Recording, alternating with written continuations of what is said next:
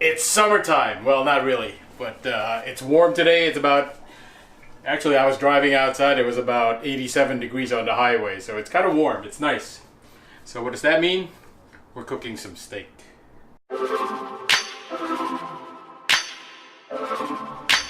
Cooking outside for the first time this year. I'm going to show you guys how to cook a steak. I'm kind of anal about my steak, personally. You know, I see some people butcher, you know, the steak when they cook it. We're going to go through this. It's very simple.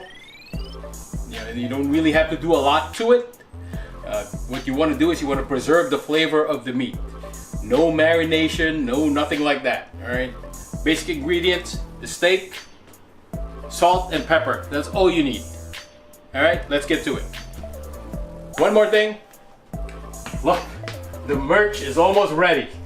Not quite, but almost. We're getting there. I need to tweak it, but that's basically how it's gonna look.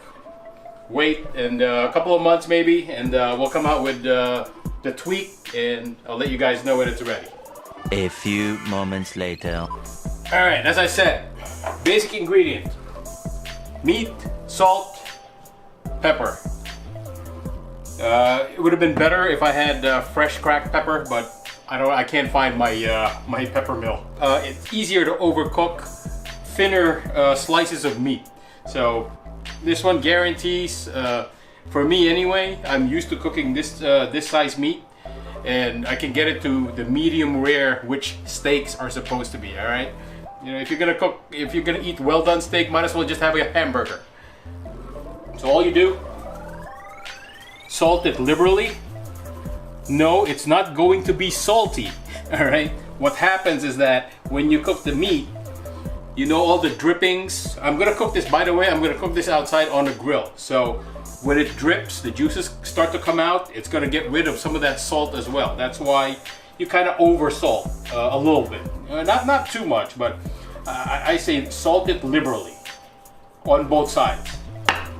Also, pepper on both sides.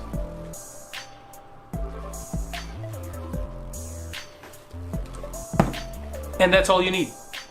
Let's go cooking. Okay, I think we're good. We got our grill going. It's pretty hot now. What you really want is a hot grill. And the reason for that is when you put the raw meat down on the fire, it sears the meat and it sears in the juices. It basically seals. So when you put the meat on, you want it sizzling. I'm waiting for it to heat up the grates before I put in the meat. So maybe I'll wait another 5 minutes or so. 5 minutes later. Okay, I think we're good. All right, here we go. We're only cooking 2 pieces, so one, another one.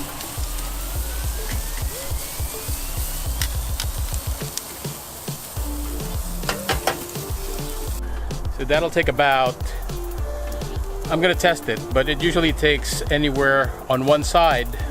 What you do is when you put the raw meat down, it's between 6 and 7 minutes for that first side. And when you flip it, it's gonna be less time. So maybe around 3 to 4 minutes. The reason for that is that the meat is already hot. So the internal temperature has already risen. So you don't wanna cook it the same, you know, at the same rate at the same time on the other side when you flip it, or else you're gonna overcook the meat. And I'll get back to you when it's time to flip.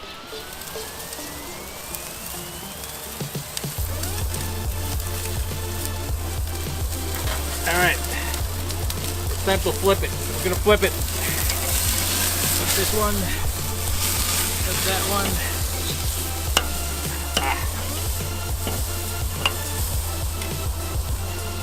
Got a nice sear on it.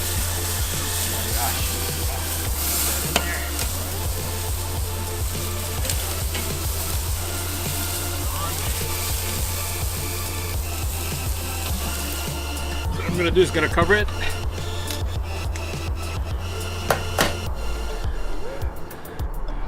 I'm covering it because if I don't, it's gonna start flaming out because of all the juices and the grease that are coming out of the meat. So a good technique is to cover it, but you're still waiting around for about 3 to 4 minutes until you're done, until you have you know, a good medium rare. So yeah, so it's going for about 30 seconds now.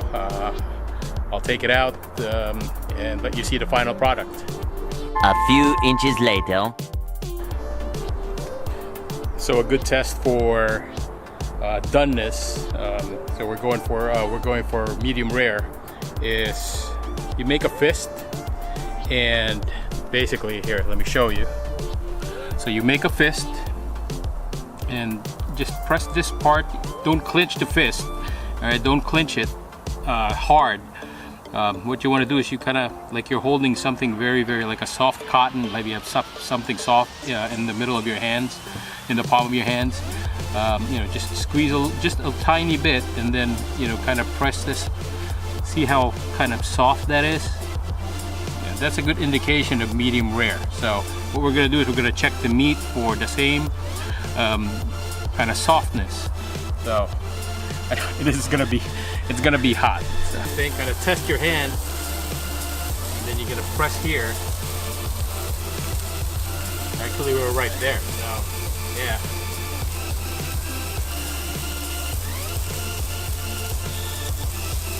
We're gonna pull this out. I'm gonna go grab a plate. Grab that. Oh, falling apart.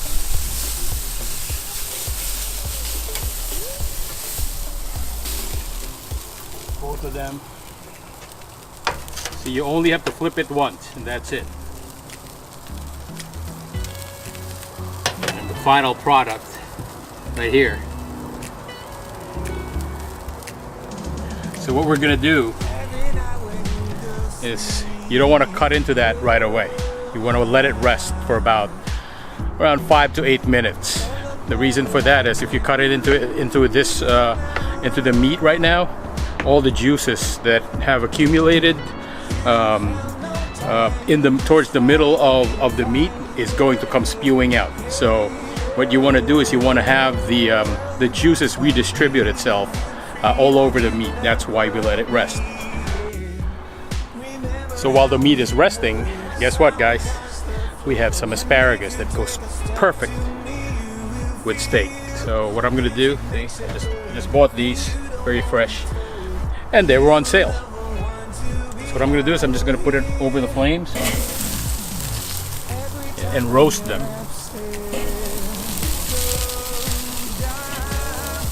I'm not even going to do anything else to it. Sometimes I put olive oil, drizzle olive oil all over it, and a little bit of salt, but it doesn't really need it. So look at that, it looks so nice. So I'm going to let that cook for a few minutes. It doesn't take long, and I'll be ready to plate it. So guys, I'm done. I'm gonna have dinner. There they are. Real quick. Yeah.